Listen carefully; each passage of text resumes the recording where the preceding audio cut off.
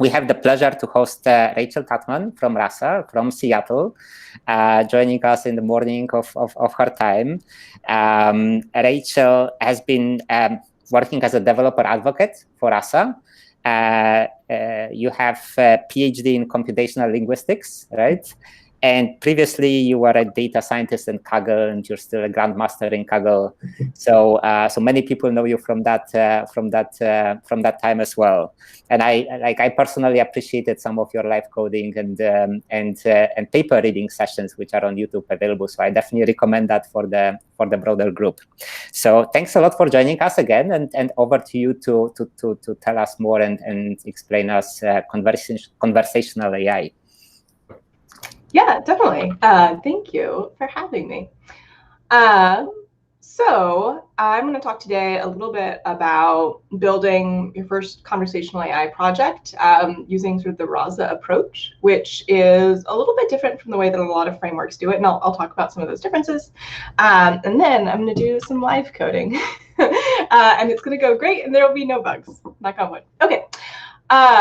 So looking at the history of natural language processing as a field from the 60s until today, there has been a general trend over time where very early systems, humans, experts would look at data and write rules to accomplish various tasks, whatever those were. So if you're familiar with Eliza, for example, which is a very early conversational assistant, it would take a input from a person who is using the system, rephrase it as a question using sort of syntactic parsing, and then it would ask that question back to you, and you'd go back and forth. So it was sort of like just a specific school of therapy it was trying to mimic, psychotherapy.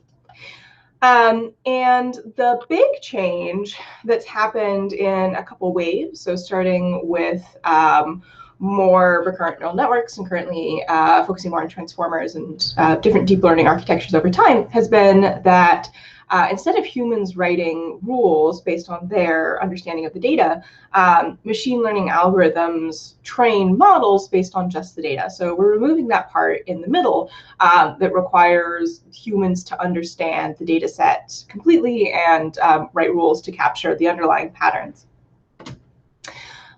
And what that looks like in conversational AI, which is sort of a newer term, dialogue systems are what they're often called, was a decision tree, basically. So if you've ever used one of those systems where you call in and there's like a computer voice on the phone, it's like, press 1 if you want to, order pizza or whatever it is that you're doing over the phone.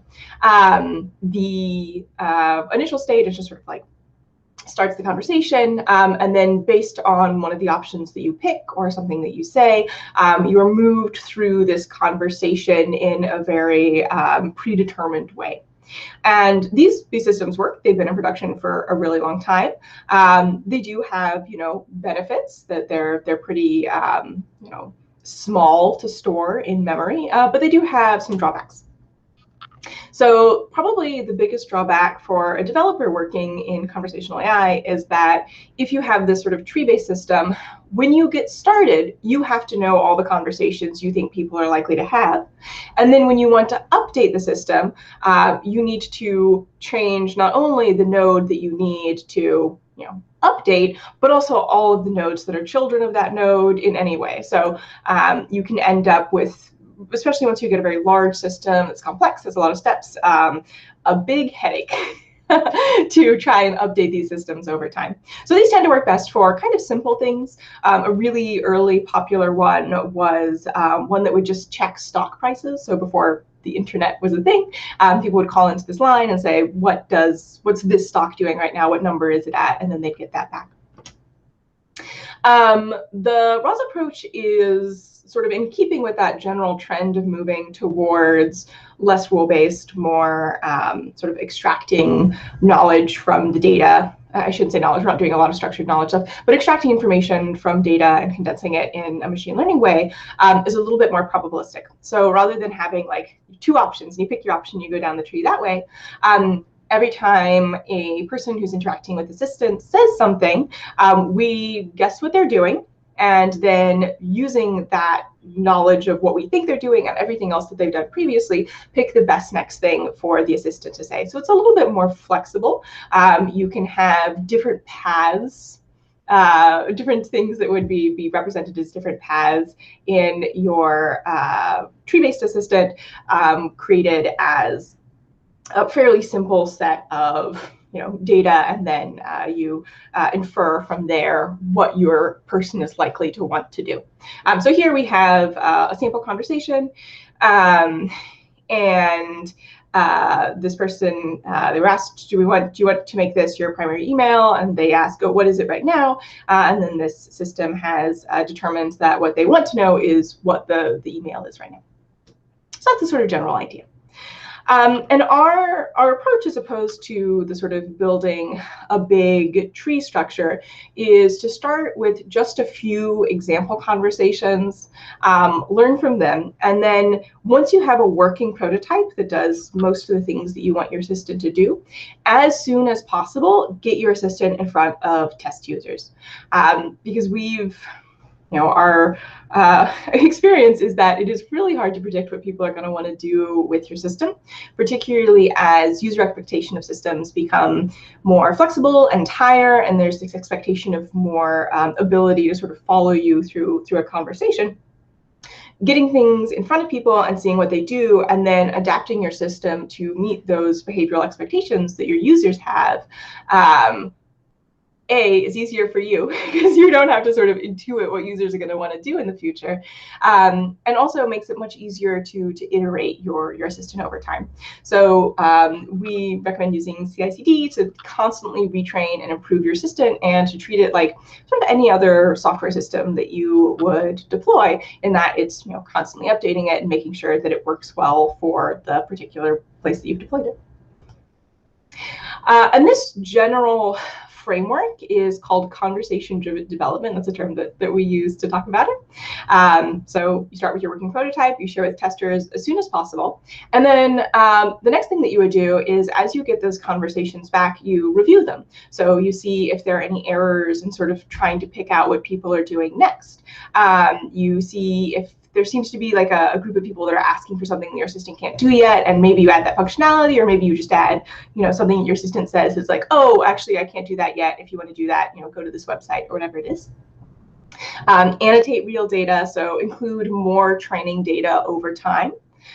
Make sure you're testing, and the way that we recommend testing conversational assistants is to have end-to-end conversations where you know what you want the outcome to be, and then making sure that your assistant is doing that. So that's how you would track that your conversation part is doing the work that you want it to do.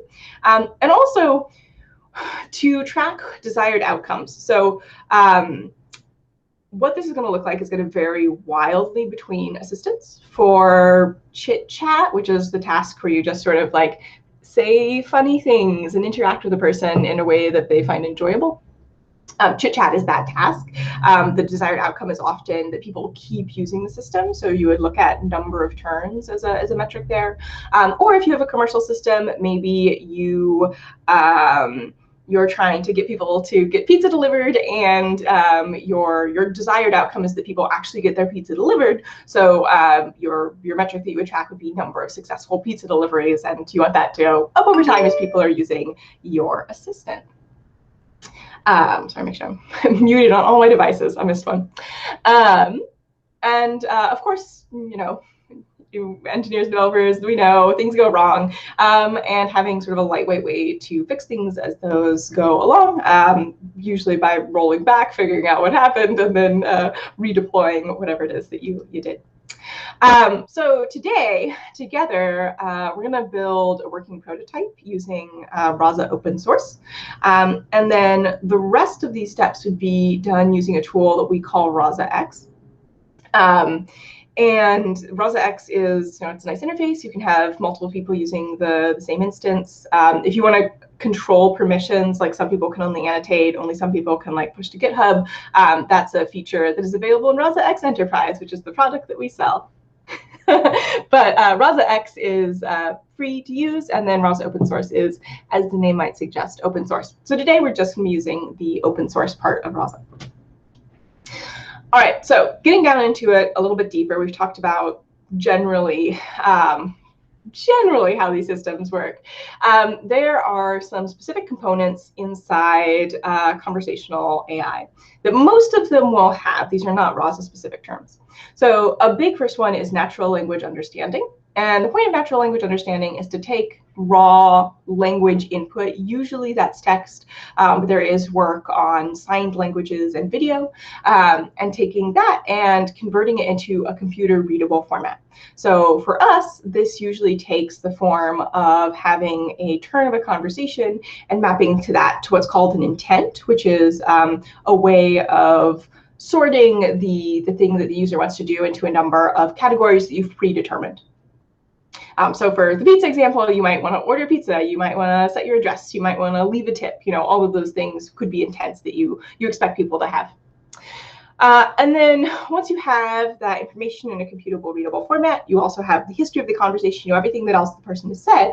The next thing to do would be to figure out what the assistant should say next. So this is called a dialogue policy. And the Rasa framework, we have multiple dialogue policies that you would use together. Some systems would have a single dialogue policy that would try to handle everything.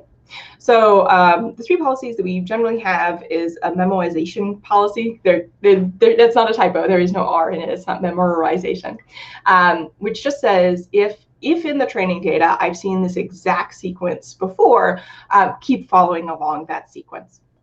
So it's not quite rule-based, but it is a way to say, like, hey, this is what I want people to do most of the time.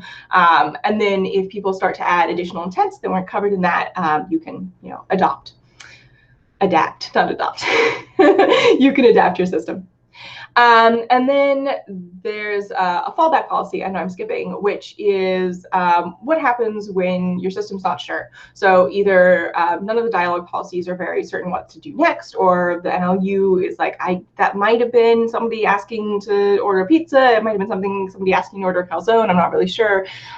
If you just don't have high confidence in any of your your classifications, you'd hop down to the fallback policy, and that's usually something like, oh, could you rephrase that? Or one that I really like is to say, here are things I think might be similar, and then maybe have buttons that people can select to continue the conversation. Or you could also say, here are the things that I can do if your assistant is sort of limited in scope to make sure that people have a clear understanding of what the assistant can help them with. And then the middle policy, the TED policy, is one that we've developed, and this is a transformer-based policy for picking the next best thing to say. The reason that transformers work particularly well in this particular task is, if you're familiar with this sort of general architecture, is what I was looking for there. Sip of coffee. If you're familiar with that architecture, you know that one of the things that makes it very interesting from a language standpoint is that it doesn't more highly weight things that are closer to it. So in a conversation, I'm sure you've had this happening, you're talking back and forth, and then your conversational partner references something that happened many turns ago. And you as a human have no problem being like, oh, right, you're talking about that thing we were talking about beforehand, picking up that thread of the conversation and continuing. That's really hard to capture in something like a memoization policy, where you're like, here are the turns that I expect to happen in this order. So a transformer-based policy will provide attention over the whole length of the conversation, and use that to determine which turn should be next. And if you were talking about one thing and then your interlocutor, your conversational partner, switches to a different thing, a transformer-based policy can be like, oh, this looks similar to this, we're going to give a lot of attention to this, we're going to use that to pick the next turn. Hey, Rachel, can we ask questions about the presentation? Yeah. Oh, feel free. So I'm trying to translate this components into things like intent recognition and entity recognition. So, so for example, natural language understanding, I assume it combines both intents and entities. And then in dialogue policy, like for example, this first one, memoization policy, does it check the sequence of intents that go through the conversation, or okay? Yeah, so it would look at the so intents are something that only the user has, and then the system has utterances. So the system has said of something. So it's looking at the sequence of user intent, system utterance, user intent, system utterance. And we've actually combined intent and entity classification. At this point, it's optional. You don't have to use this component. But using an architecture called DIET, which stands for Dual Intent Entity Transformer. I'm pretty sure the T is transformer. So yeah, we are sort of conflating intents and entities a little bit, but you can do the sort of classic using those separately. And just for those of you who may not have heard of those terms before, intents are sort of a classification at the turn level. So here's what this person was trying to say in this turn of conversation. And an intent is a classification, usually at like the word or phrase level, that's like, oh, this thing that they said, this word is referring to, you know, a brand of car or a specific date or a username. So picking out those pieces of information and being like, okay, this belongs in that category, and I'm going to use that later on. Yeah, great question. Thank you.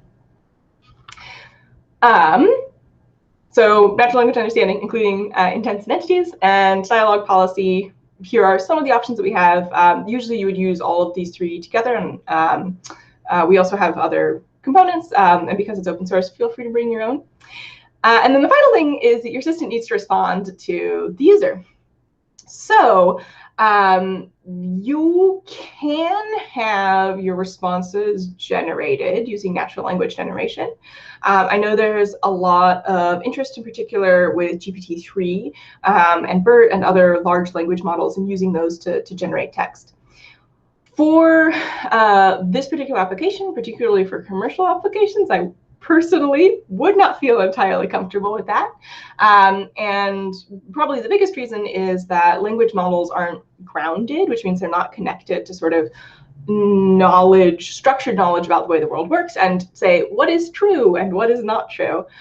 So if you just generate responses in, let's say, just to pick a high stakes one, a legal context, your assistant might say things that sound very legally and sound like they could be right, but are factually incorrect. And if your person who is using your assistant tried to move forward on that advice, they might end up in a lot of trouble because the assistant basically lied to them. And it is not a flaw of language models that they do not produce truthful text, because that is not something we expect language models to do. Language models are, I mean, they're not statistical at this point, but they're statistical models of what words are likely to occur next to each other. So it's not fair to say that that is a problem with the models, but it is true that they will produce false things. So just as an aside, I would recommend just straight up writing your assistant answers. And there's actually a whole field of, some of you may already be familiar with this, so conversational design or dialogue UX. It goes by a bunch of names. This is where people sort of figure out the personality of the assistant, write responses that work to build the brand or the experience, or if it's a game, sort of like make sure that the game feels very immersive and fun. So yes, we're going to be using provided answers. All right. At this point, we're going to do a little bit of live coding, and I'm probably going to have to stop sharing and reshare again to make sure y'all can see my IDE. But my thing that I'm going to be live coding today is that I get asked a lot to recommend specific learning resources for people who are just sort of like curious about machine learning and want to get into it more. So I'm going to do a little assistant that asks you what sort of resource that you want, and then depending on your answer, is going to recommend a resource to you. And it's going to be very, very, very straightforward. So if you want to get in touch, I'm on Twitter at RCTATMAN, and then my work email is r.tatman@rasa.com. I'm going to stop presenting and then re-present really quick. And feel free to ask questions while I'm putzing behind the scenes.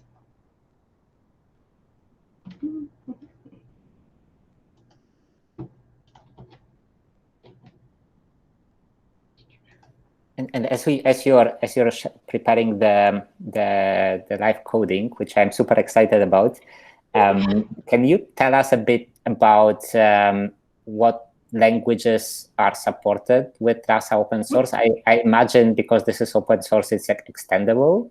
But I also think that probably you support some languages better than others, right? You might have already some models developed for languages. Like, for example, you know, as we think as Polish NLP community that about applying this to Polish, what would we need to do to make it work? Yeah, that's a great question.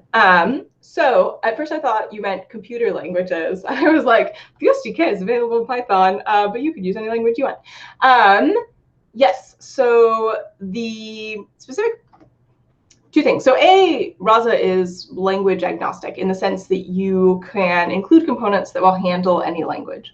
The ones that we have built in are predominantly based on Spacey, which is an open source NLP library. And the specific languages that Spacey supports, not all of them to the same degree. I think Spacey recently added Polish. We haven't I don't know if anyone from the team, from the meetup already found out about this, but I saw the news. I haven't tested this yet, but apparently Spacey is supporting Polish now. Yes, it is. Again, I'm not 100% sure. So it looks like it's got 3 language models. I'm assuming at different sizes. There's a tagger, a parser, and named entity recognition. We talked about entities a little bit. Parsing is to look at a sentence and figure out the internal syntactic structure. And then tagging is usually at the sort of like the larger. It's not at the word level. It's at the phrase level, or usually like the text level. Yeah, and it looks like there's also a couple of Polish corpuses. I'm just on Google. I just Googled Polish and Spacey. But for just quick rundown of languages they support. Chinese, I believe most of their support is for simplified Chinese. I know that we also support a what's the task of taking text that is characters and breaking it into words, and that task is called tokenization. Huh? No, so it's CJK specific, so Chinese, Japanese, and Korean. Oh. Word recognition? I don't remember what it is, but I know that we also support that for traditional Chinese, like would be used in Taiwan. Danish, Dutch, English, surprise, not a surprise. French, German, Greek, Italian, Japanese, Lithuanian, Norwegian, Bokmal? Oh, definitely the wrong vowels when I said that. Polish, Portuguese, Romanian, Spanish, and multi-language. And if you have your own sort of tokenization or tagging or parser or whatnot, you should be able to use it with Rasa as well. Yes, but those are the languages that are sort of supported out of the box. Again, not all to the same degree. Some of the transformer-based policies in particular are trained on just English data, which I've got lots of feelings about English's sort of stomping all over other languages, and just like in a kind of unfair way. Anyway. And I have not started my Anaconda environment. I don't think this is gonna work, but let's find out. So this is just a brand new repo. Oh no, it did work, fantastic. I wasn't sure what the Conda state was behind it. If you're interested in installing Rasa open source, we have some videos on our YouTube channel that walk through it, but it's kind of got a lot of parts, and there's a bunch where you have to like sit there and wait for it to download. So we're going to create a new assistant, and then we are going to modify it to recommend machine learning resources. So creating a new assistant, and I just typed Rasa init. It's init to initialize. And I am going to train an initial model, and once it is trained, we will talk to it, and we can see the state that our model is going to start in, and then we will adapt it to our needs. This is sort of my general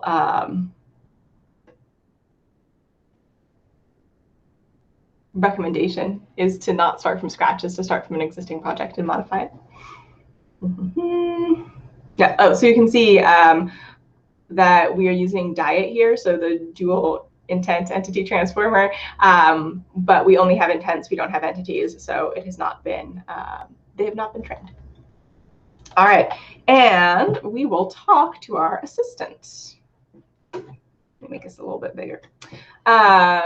So, quick word about the architecture.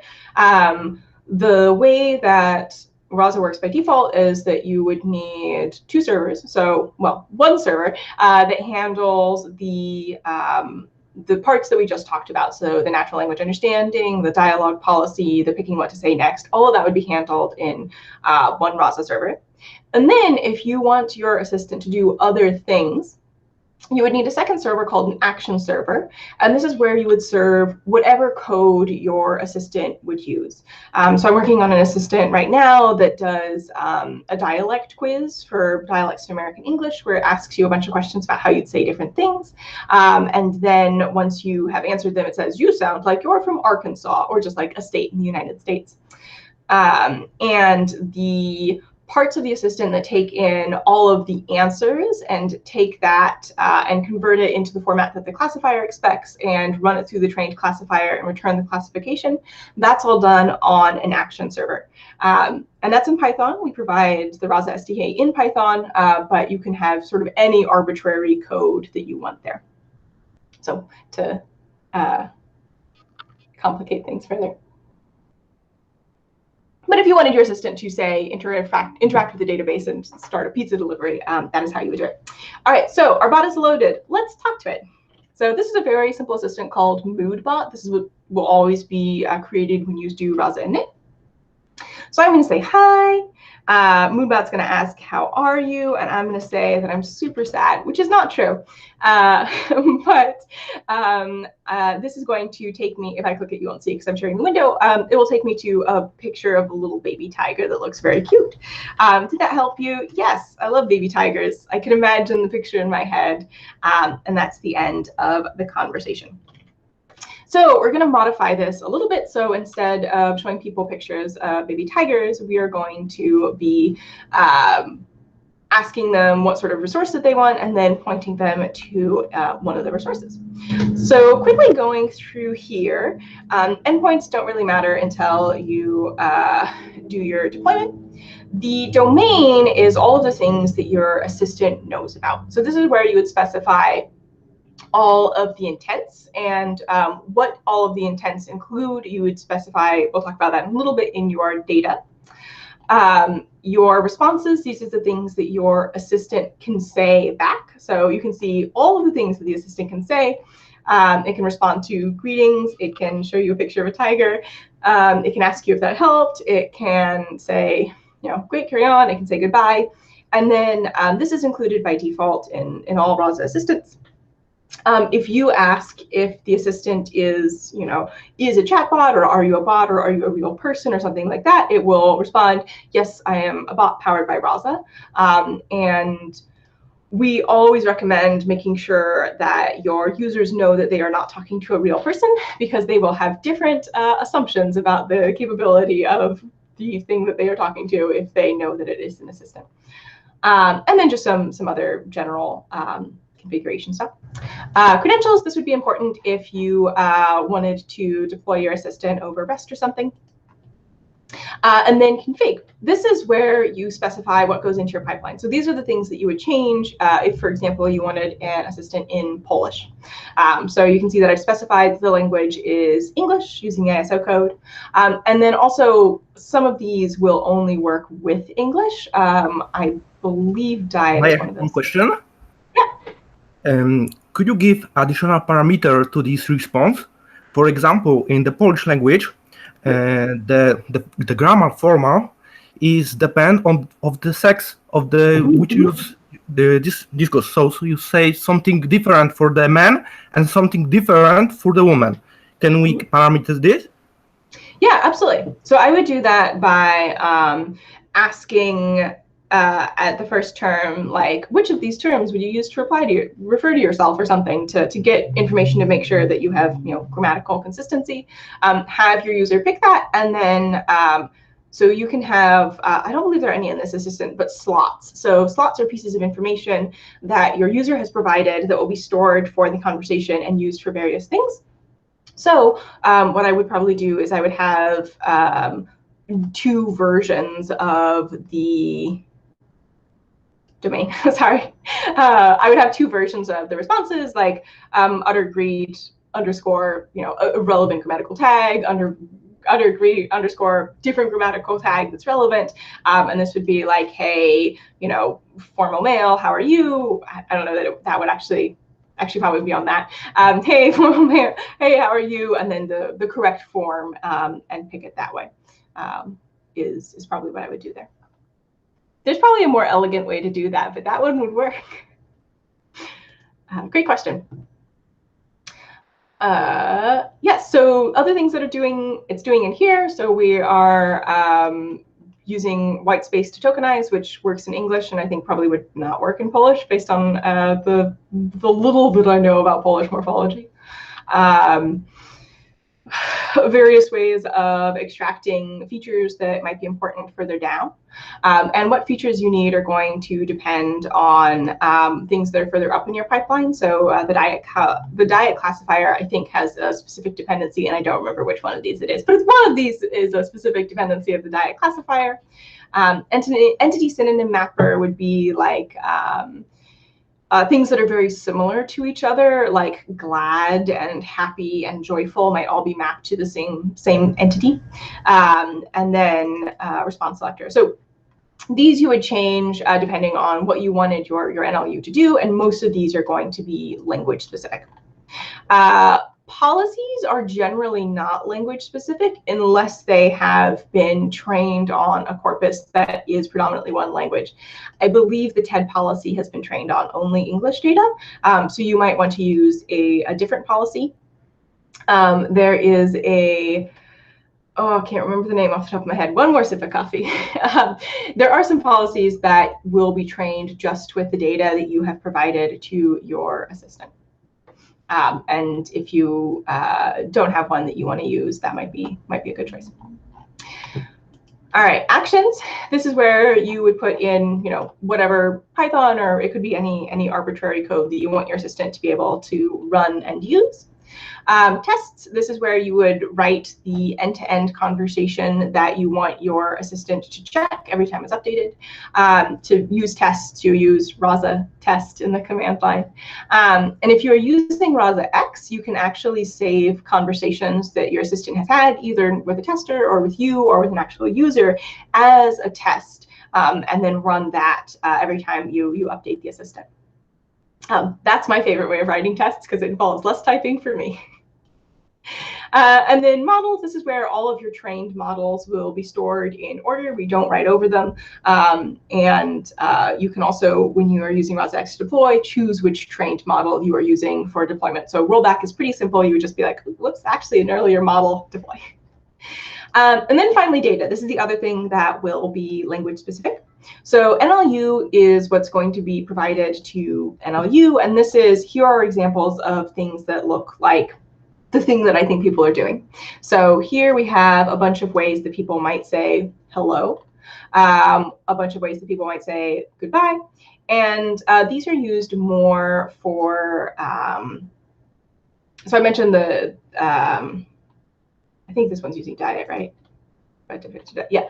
So I mentioned the diet is actually pre-trained. So any system that's pre-trained or uses word vectors, this is actually used more as sort of like a final layer of transfer layer or fine tuning. So this is not all the data your system has ever seen because we're using some pre-trained models. And for Polish, it looks like there are some pre-trained models in Spacey that you could use as well, which is why you only need like 6 examples instead of 6,000 in order to reliably identify that somebody's greeting you, because in your word vector training data, let's say, hey, hello, howdy is also very close to that in vector space, so that there's sort of like an assumption that those words are going to have similar meanings. So these are all of the intents that our particular assistant has. And these are things that the user would say to the assistant. The things that the assistant says to users are in the config. And then what to say when, that is the training data that you provide for that is in this stories markdown. And I should say these are marked down right now. Rasa 2.0 is going to be launching soon. It's in alpha now. And then we will change the format of that to YAML with Rasa 2.0. So Rasa 1.0 will be marked down. Rasa 2.0 will be YAML. That was a very specific aside. I don't know that that was actually going to be helpful for most folks, but if you like YAML, it's coming. All right, and I got coffee on my face. So here are the way that we would represent conversations to your assistant to learn from.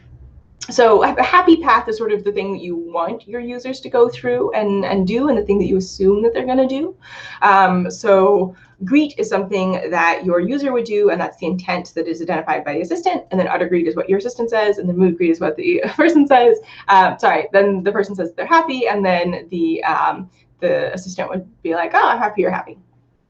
And this is very similar, except that this is the path that we went through. We say that we're sad, and the assistant shows us the baby tiger and asks us if that helped. And then if the user says yes, then we're like, ah, great, glad you're happy. And if we had said that it didn't help, the assistant would have just said goodbye, which is a little abrupt. And then the bot challenge could have occurred anywhere in here. So if I had said, if the assistant had shown me the tiger and asked me if that helped, and if I had asked at that point, are you a bot? It would have said, yes, I'm a bot. And then I could have said something else in the conversation. It would have tried to pick up what was going to happen next and figure out what it should do, which is the benefit of not using a rule-based system. So let's change these slightly. And I am actually going to, I'm going to start in the domain file. So instead of cheering up this one, I'm going to replace this with a new utterance. So our assistant is going to do something different. And I'm going to say book recommendation. So this is going to be, I'm just going to book rec because that's easy to type. So I'm going to recommend a book if people ask me for a specific recommendation. And the book that I'm going to recommend is Speech and Language Processing by Girafsky and Martin. I am Googling the title so that I can copy and paste it, and it works well. All right. There we go. So I'm going to remove this bit with an image because I'm not going to share them with image. I'd recommend the book. I just copied and pasted that. And then I can add line breaks just to make my life a little bit easier. All right, so this is going to be what my assistant will say at a turn where it makes sense for it to give somebody a book recommendation. So I'm going to also get rid of these mood happy, unhappy, and mood great, because I'm not going to be asking people about their mood. I'm going to add an intent book. So this is going to be an intent where somebody asks for a book recommendation specifically. Another way that I could do this is I could ask people what format that they would like for the recommendation of content, I guess is how I would say that, and store that information in a slot, and then pick the correct slot, and then use the value of the slot to pick the correct thing to recommend them to. And I'm also going to add something to this utter greet. What format of educational content do you prefer? All right, so we've changed this slightly. So we have just changed the text of utter greet. We don't need to do anything there. Changing what your assistant says doesn't mean you need to retrain anything. But we have this intent book that we do not have any training data for. So let's add some training data for it. And I'm also going to get rid of the training data for these because we do not need that anymore. So the intent was called book. How would somebody say that they want to read a book? I like to read, maybe. Books. I'd like a book, please. books are great, maybe. And you don't need to go overboard providing sample training data. Again, because you're going to be using word vectors, so you get a little fuzziness there. And also because once you get your assistant in front of people, they might say things differently, and it's easier to have sort of a working prototype and then update it over time using the data that your users have provided for you, because that's going to be a better match for what users are going to say. All right, and let's update a story. So we're going to need to change quite a few of these.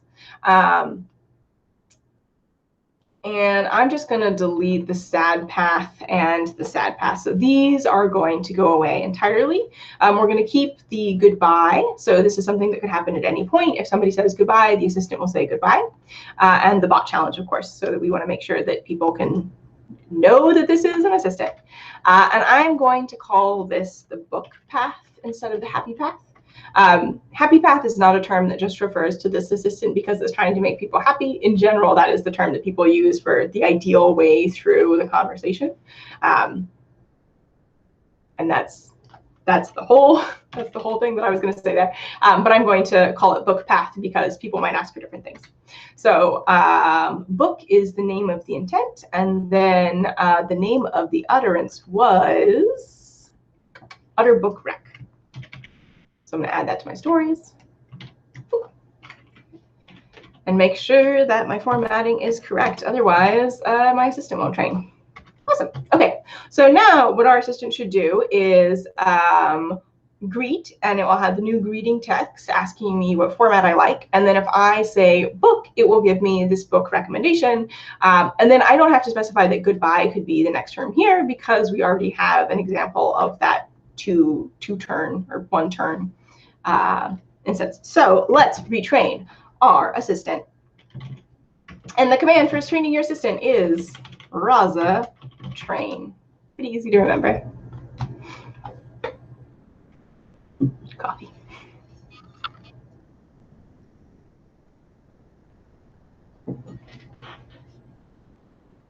And it is pretty quick. NLU data configuration did not train have to train the NLU model. All right. Did I save the files first? Otherwise, this is not going to work. I don't think I saved the files. So first save your files and then train. Because I was like, we definitely did change something in the NLU. So I got this message, NLU did not change, so nothing updated, but we definitely added a new intent book. So I expected the NLU to be updated. Let's have a coffee.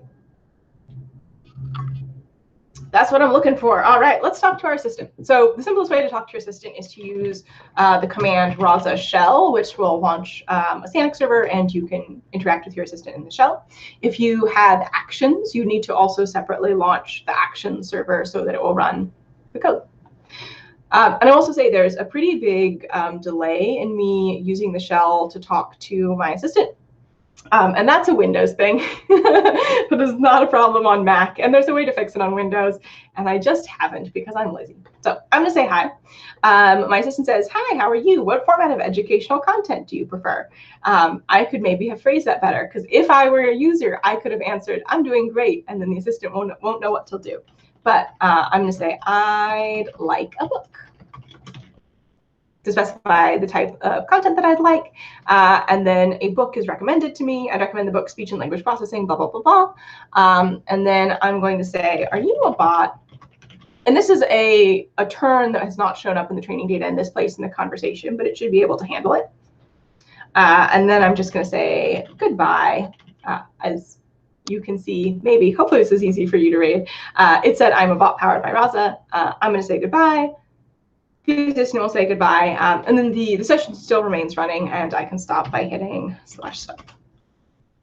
All right, great. So that is more or less how you would build an assistant. To add additional things at this point, I could add additional intents about different ways to ask for things. If I were going to add more than, I'd say, 2 things, I would start to create entities instead. So for an entity, I would say instead of books, just like that, I'd say books, and then the entity is book. there's probably a better way to call this entity. And this says when I train my classifier, hey, this particular span of text means that this person is looking for a book, and I can pull these out. And this is the text provided by the user, and this is how the entity will be stored. So they'll be like, oh, this is an example of book, and this is the information that would be stored through the conversation. So I could check this. I could check what the value of the entity is instead of creating new entities for book. But because I only have one, it doesn't really make sense to go through and create a more complex process. All right, so it works. There are only a few problems, and they were all Rachael problems, and none of them were software problems, which is great. Yeah. Any questions? I told you it would be simple. Very helpful. Thank you for the live coding session, and it feels reassuring that you know, like you sometimes need to retype stuff, because I do plenty of this when I code. But anyways, I wanted to ask about these stories and the way you structure the conversation, because it seems like this one is a rule based. But then in the slides, you mentioned about this policy learning and TED, which seems like more, you know, unstructured. Like how to think about that and how to understand the difference. Yeah, great question. So it is because one of our policies is domain. Nope, config. One of our policies is the memoization policy. If I am exactly following a conversation that's been provided, yes, it will be treated as rule-based. Let's do a quick example of one that's a little bit more flexible. So it more comes out when the conversations are longer and more complex. Come on, Windows, you can do it. So if I wanted to start by saying hi and then immediately go off book in a way that the conversation has not previously gone, so I ask about being a bot here. If it were purely rule-based, it wouldn't really know what to do next, because it would be stuck in sort of the train tracks of the book path. So I'm gonna ask, are you a bot? And we would expect the to get a fallback policy maybe, or for them to clarify which space that you wanted. So, okay, it's a bot, and then I'm going to say, I'd like a book. I don't know if this is going to work. It did work. And then the conversation comes back on the original track, and I get recommended the book that I was asking for. So this sort of digression in the middle gets handled, even though it's not shown in the original sort of happy path. So to some degree, yes, it will feel like a rule-based system, but it's more flexible in the way that the conversation goes down, if that makes sense. Hopefully that answers your question. Yeah, that was very helpful. So let's open up for questions from the broader community. If you prefer typing the question in the chat, I think that's fine as well. If you want to ask the questions, you can unmute yourself and ask. More coffee.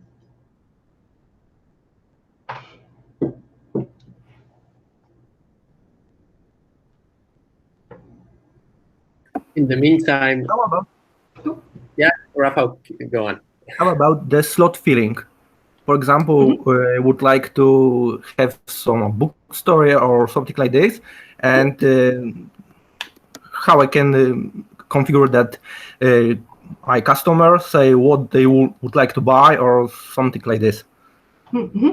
Yeah, great question. You can't see that, can you? I just pulled up a web page from the docs, and I think you can just see my. You know what? I'll 1 sec. Give me just a sec. Stop presenting. Represent.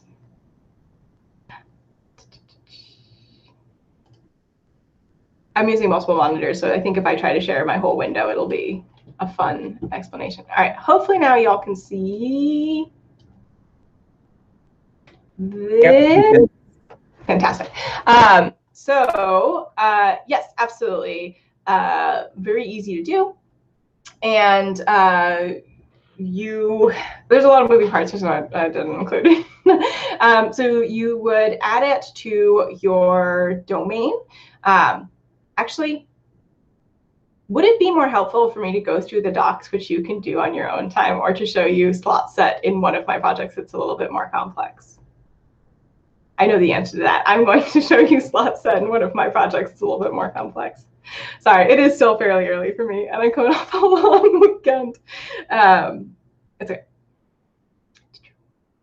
And we definitely appreciate that you're joining us on your Monday morning. We know Monday mornings can be tough.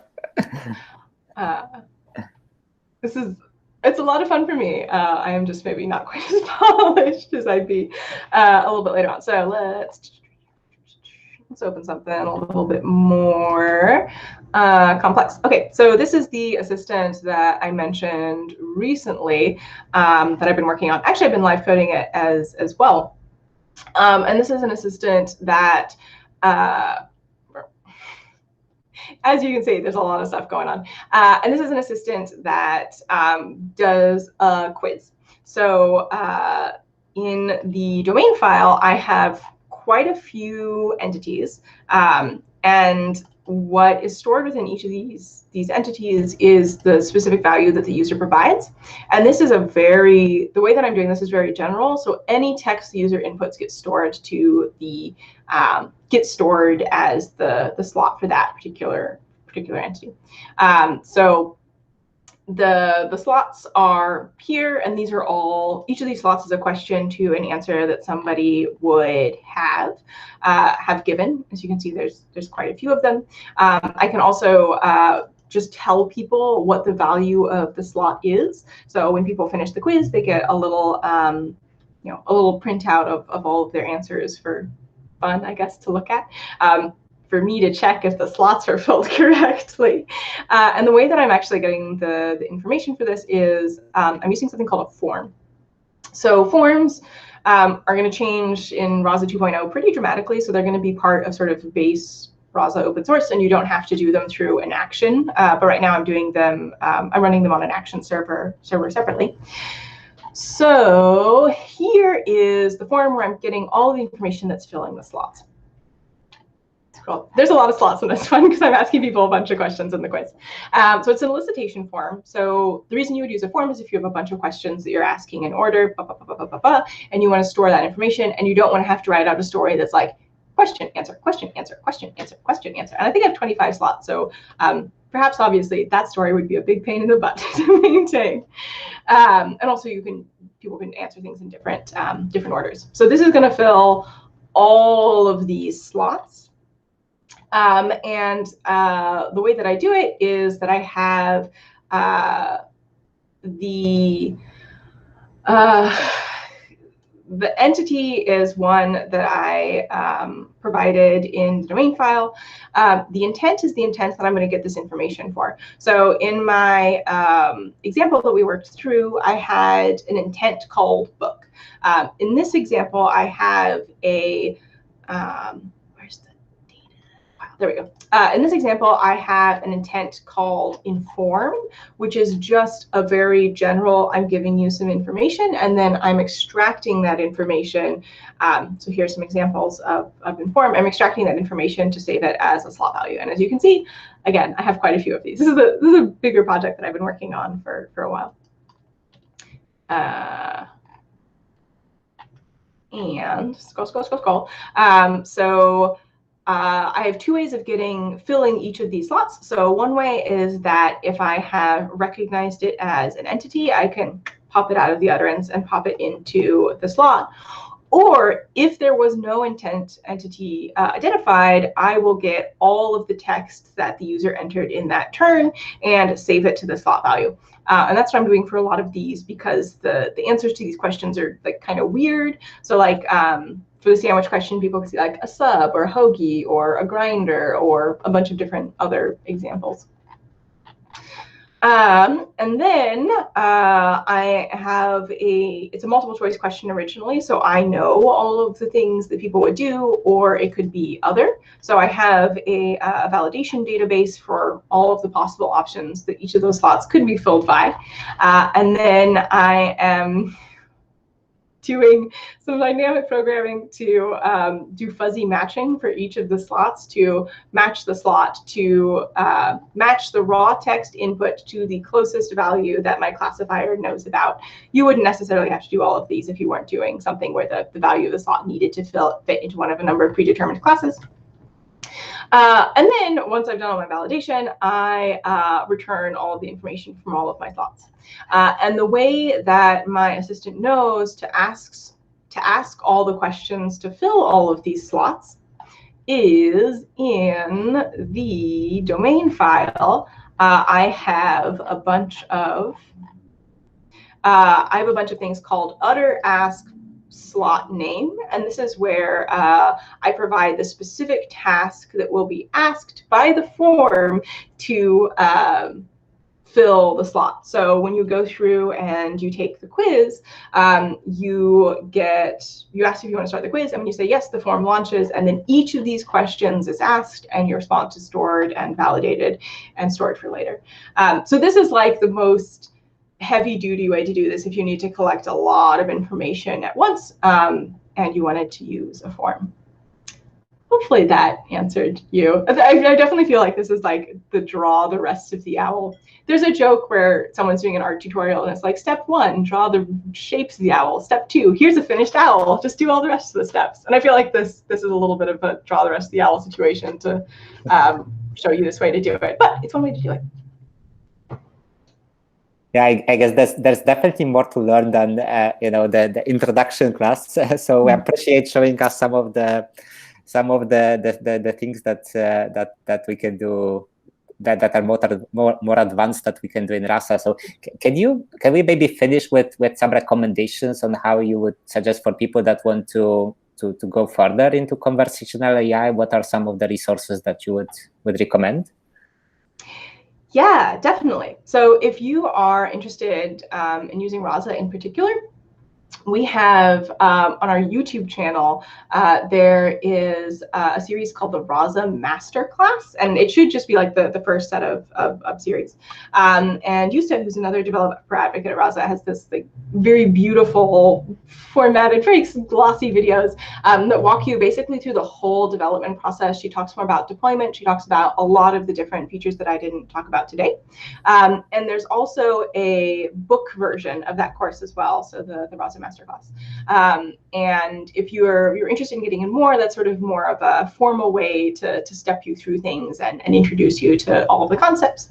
And you could build this assistant after you had finished the Rasa Master course. So that's my recommendation if you want to get more into it. Thank you. We're right at the top of the hour, so appreciate very much joining us and presenting and live coding. It was great session. So again, appreciate. Have a great day, great week, and hope to see you maybe in some of our future meetups at some point. Yeah, that'd be nice. Thank you for having me. Thank you. Thanks everyone for joining today.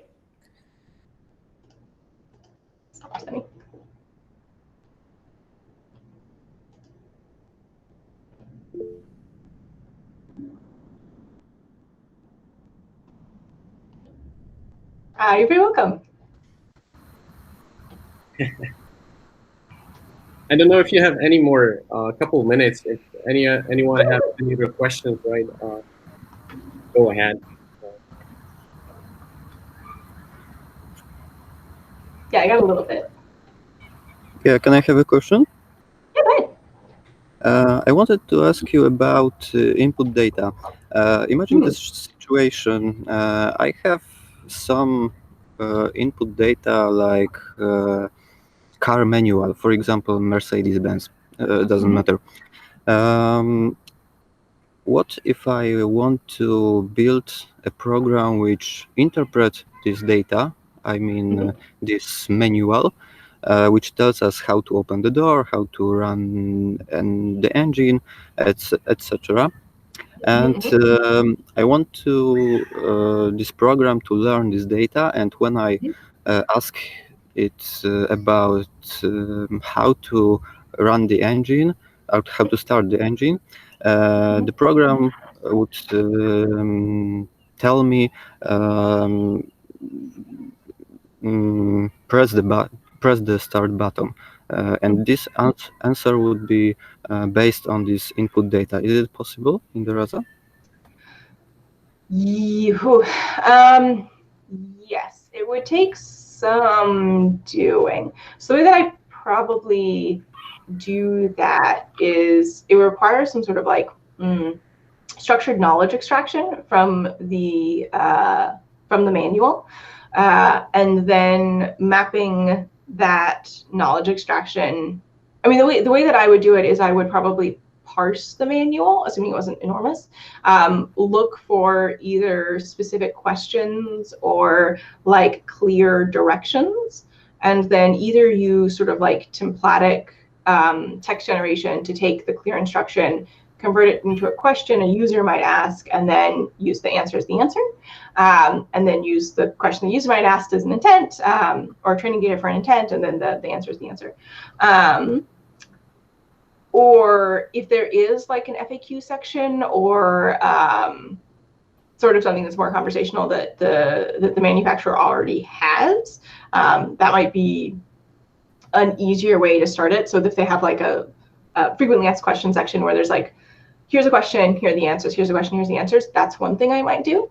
And if I was doing the templatic language generation, so taking things that I know are the answers, that's the utterance, converting that into a question, that's the question, and then maybe doing some paraphrasing or automated paraphrasing to try and get more examples. The big worry with automated paraphrasing is a lot of sort of generated text. If you have a lot of generated text in your training data, things get real weird real quick. So basically the reason that you can't have basically two language generating chatbots just talking to each other, and that's how you get an enormous conversational database, is that it very quickly becomes not like human conversation. It's no longer usable data. So yeah, it would be, let me put it this way, it would be extremely doable in Rasa. The hard part's going to be extracting the information from the manual in a structured way. Okay, thank you. Yeah. It's always data cleaning. I'm sorry, that's always the answer. That's the bit that's going to take forever. Sounds like a fun project, though.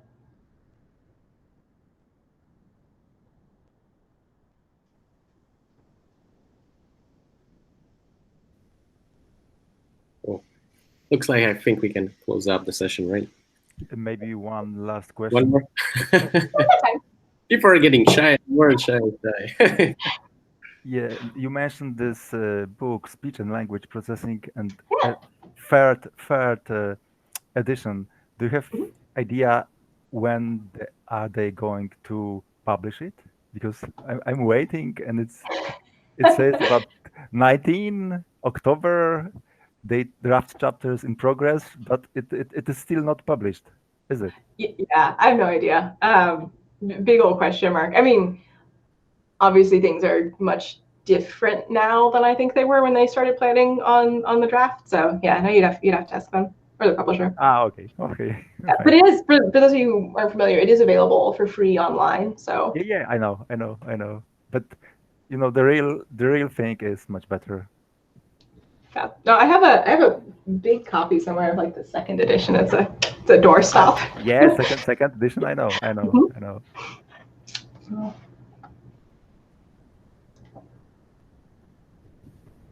Maybe bother Dan on Twitter. I think he uses Twitter. I have one question about the TED policy. Yes. You said that this is something transformer based.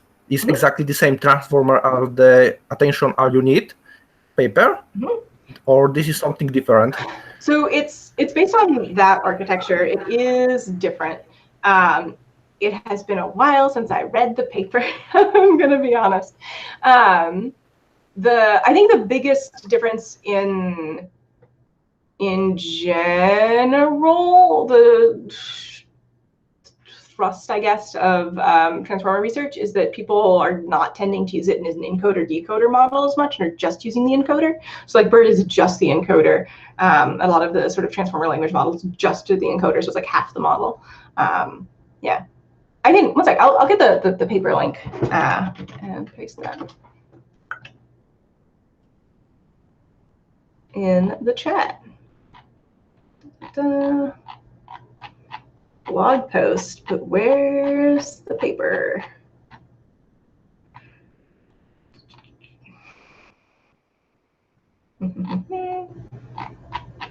Well, no, I can't find a link to the paper, but here is the blog post that goes over it in a little bit more detail, and it's the same thing. It's using sort of like the first bit. Thank you very much.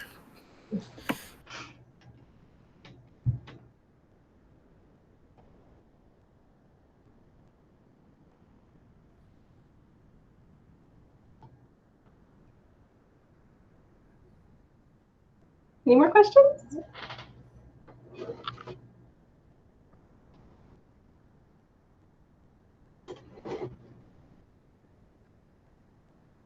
I think that's a long. Oh, Paul, you're muted. There you go.